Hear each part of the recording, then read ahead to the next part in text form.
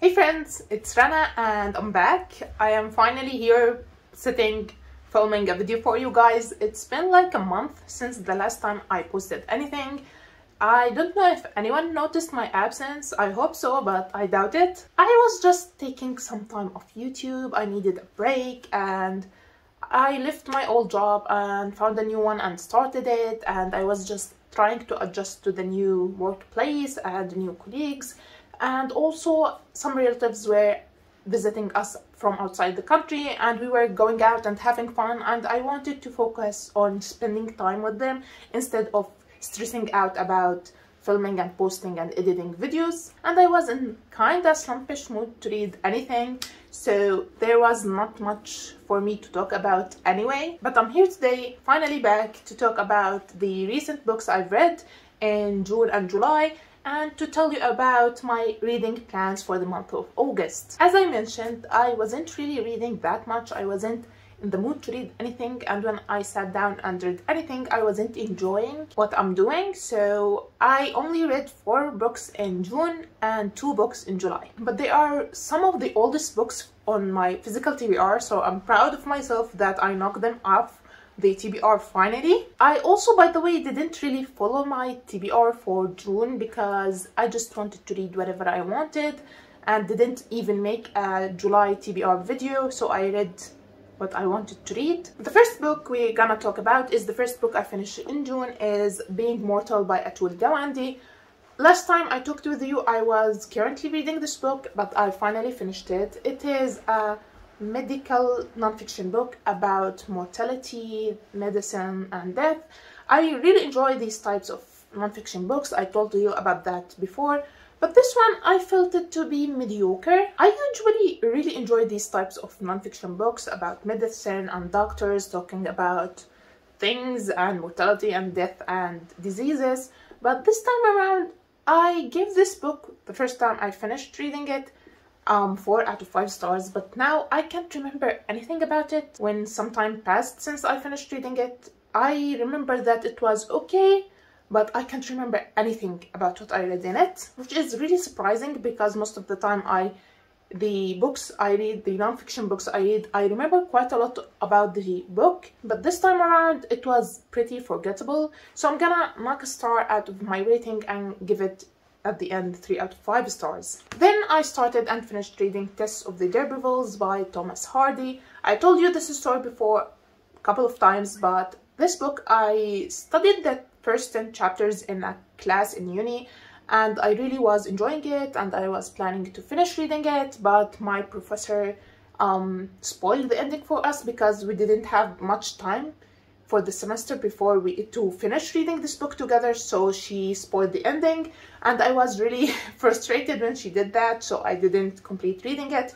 So now, like 4.5 years later, I finally started reading it from the start again and finished reading it. It was quite a good classic, one of the better classics I read, but in the end I gave it like 3 out of 5 stars, 3.5 out of 5 stars. I gave this book this rating not because I hated it or because it was a bad book, quite the opposite. I enjoyed it, one of the few classics that I actually enjoyed it and didn't feel like dying from boredom.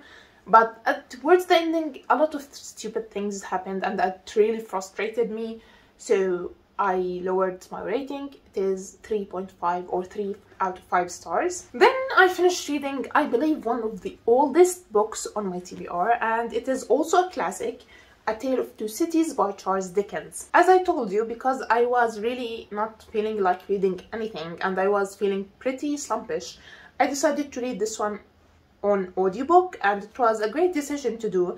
I really enjoyed it. It is a great book. The narrator of the audiobook did a great job. I really liked it, and it is, I can easily say, one of the best classics I ever read. It is up there. This book has everything: great story, great characters, suspense. However, it was also very depressing, and the ending, I was shocked by the ending, but I enjoyed it. 4 out of 5 stars. I'm extremely proud of myself for finally reading this book. It's been like 8-9 years since it has been on my TBR, and I finally read it.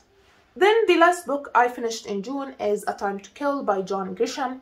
This book is one of the books I bought secondhand, but it is not in a really great condition, and I felt icky a little bit to read it physically, so I also read this one on audiobook because, again, it is quite a long book, and I wasn't feeling like sitting and reading books in June, so I read it on audiobook while solving a jigsaw puzzle, and it was surprisingly very good. This book is a thriller novel which has a crime in it, but it is not a mystery because the book quickly starts it with the gruesome crime from the beginning, and we know who is the victim, who is the killer, and everything. So it is not a mystery book, it is more of court drama novel. I don't wanna say anything about it because it is better to get into the book to get shocked by the crime at the start, because I started this book knowing absolutely nothing about it, and I think it made my experience of it a lot better than if I knew what this book is about, because it would have spoiled it for me. So don't read the synopsis at the back. The plot is very upsetting. A lot of bad things happen to good people, and the victim of the crime was really innocent and didn't deserve what happened to them. A lot of things here in this novel really are very upsetting and shocking, but it was really enjoyable, even though we know the crime and killers and whatever, but it was enjoyable. Not enjoyable, it was a good read to read the rest of the story and what happens after the crime happened and the court drama and whatever. It is a really good book. I give it 4 out of 5 stars, and I don't think it will be the last John Grisham book I read. There's a movie, which the cover of this edition is based on, but I won't watch the movie. I don't think the movie will add anything to my experience of this story. Now for the books, the only 2 books I read in July. I think I'm gonna hear a lot of cheering and whooping from you guys when I show you what the books I read in July. The first one is The Iliad by Homer. Yeah, I finally did it. If you saw all my previous Goodreads TBR game, you will understand why you're gonna need to cheer for me that I finished this book, because I was always procrastinating reading it, even though my Goodreads has picked it for me to read for a few times through the months, but I didn't read it because I didn't feel like it, and I was really intimidated by it. This book, it talks about the Trojan War, focusing a lot on Achilles and his story and other heroes on the battle and whatever. And if you know Achilles' story and the Trojan War story, nothing new will add, this book will add to it if you have read any, what we call it, retelling of this book, because I read 2 or 3 retellings of the Trojan War, of the Iliad, and I pretty much knew everything about the Trojan War and the Iliad before going into this book. So when I read it, it was enjoyable. I read it quite fast. I wasn't expecting to read it this quickly because a lot of things in this book I already knew, so I flew through it, and it cemented my belief that Achilles is an asshole. I really don't like him. I don't know why people idolize him and love him, but I really hate Achilles. I don't like reading about him or about his story, just enough of him. There is a lot of other Greek heroes and Greek mythology stories that are better than Achilles, so let's stop talking about him. I really don't like him. But in the end, I gave the Iliad 4 out of 5 stars. By the way, I felt like this book had a lot of battle scenes. I know it is a book about a war, but it has a lot of battle scenes and a lot about the mention of people and their names and who killed who, and I felt a little bit bored at times reading about these names that they are not that important and killing each other. I didn't really care. And the last book I finished reading in July, it is The Odyssey by Homer. I know. I even surprised myself reading this immediately after I finished the Iliad. But when I saw myself on a roll, I told myself, let's just finish reading The Odyssey too. Why not?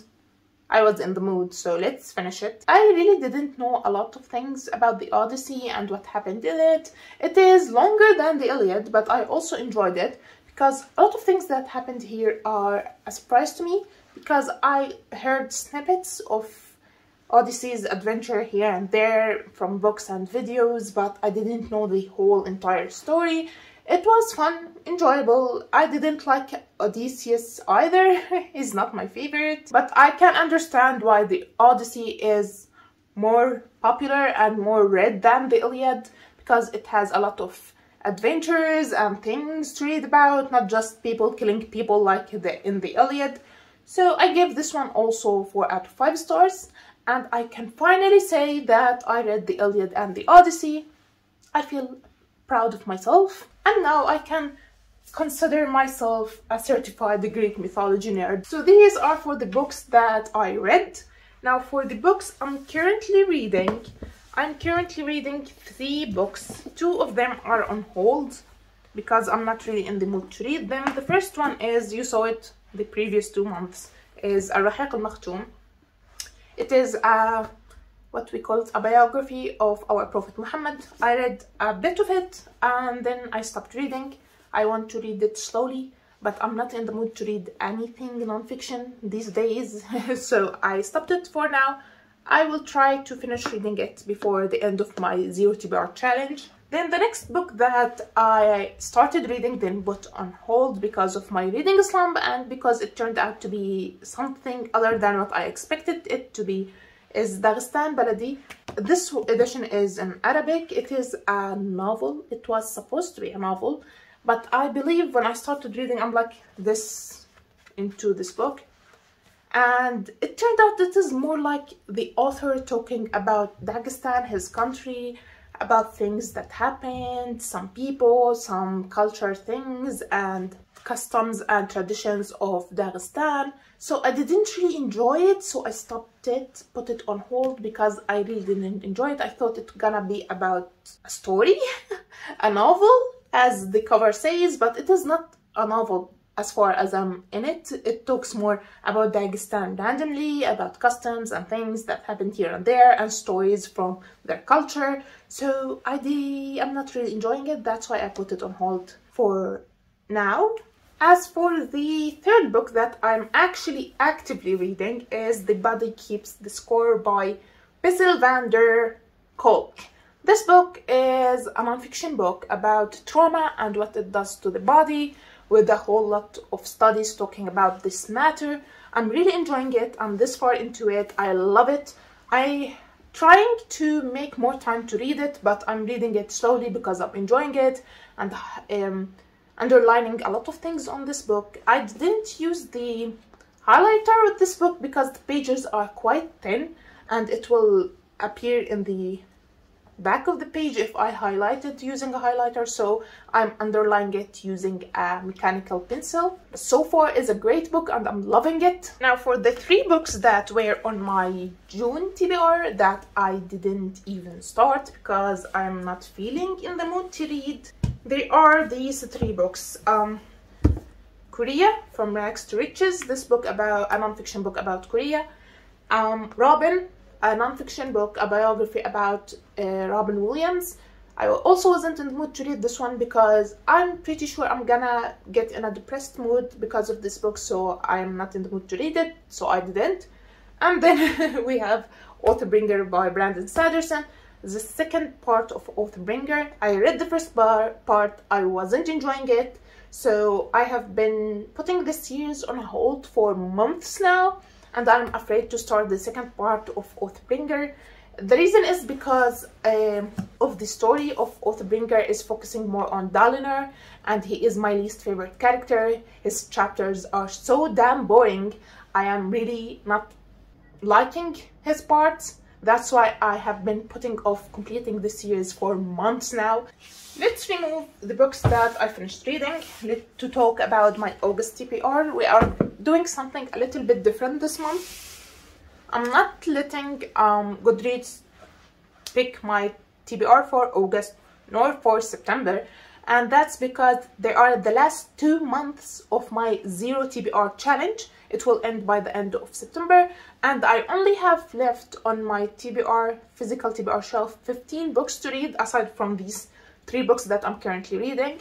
so I only have 15 books. I'm going to pick myself the books I'm gonna read for August, read them, then read the rest in September, because I really want to read as much books as I can before the end of my 0 TBR challenge. And if I let Goodreads pick the books for me, I don't think I'm gonna finish this challenge, because I'm a mood reader, you know that, and I can't force myself to read books in the last 2 months of my challenge. So what I'm going to do is I'm gonna cancel these books from my TBR for August. They are from my previous TBRs, and if you know, I take the books from my previous TBRs to the next month, but I'm not gonna do it this month. I'm not gonna read these books, and these two will be on a hold for now. This one I'm currently reading and loving and will finish reading in August. I will start reading Oathbringer Part 2 after I refresh my mind of Part 1. I'm gonna start reading it. No promises that I'm gonna finish it, but one small step at a time. I'm gonna start reading it, and hopefully it will be better than the first part, and I'm gonna finish it. Now, I picked 6 books from my physical TBR shelf that I am the most excited to read, or the most books I am in the mood to read at the moment. So the first book I picked from my TBR shelf is The Testament by John Grisham.